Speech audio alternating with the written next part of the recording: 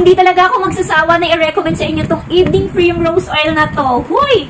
Grabe naman kanina, nagbasa-basa ako ng mga reviews. And grabe, sobrang dami talagang natutulungan nito ni Evening Primrose Oil and sobrang daming magagandang feedback sa mga real consumer, sa mga real buyers. Gumagamit nga nito ni Evening Primrose Oil. Kaya naman, hindi talaga ako magsasawa na i-recommend to sa inyo, lalo na sa mga kababaihang katulad ko na nangangailangan nga nito ni Evening Primrose Oil. Basahin natin tong comment. Parehas lang po ba ang tinitake orally and ini-insert? Yes po, parehas lang po iyon. Pero, take note po, kung buntis ka, make sure na dapat is may guidance and inireseta po ito sa inyo ng inyo pong OB.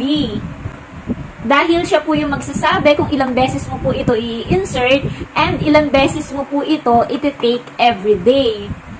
Pero kung hindi ka naman po buntis, no need to insert naman po ito. Pwedeng-pwede mo nga po ito i-take si Evening Primrose Oil. Lalo na kung meron kang menopausal symptoms or menopause ka na, kung meron kang dysmenorrhea, pwedeng-pwede mo po itong i-take si Evening Primrose Oil. Dahil food supplement lang naman po ito and malaki ang natutulong sa ating mga kababaihan.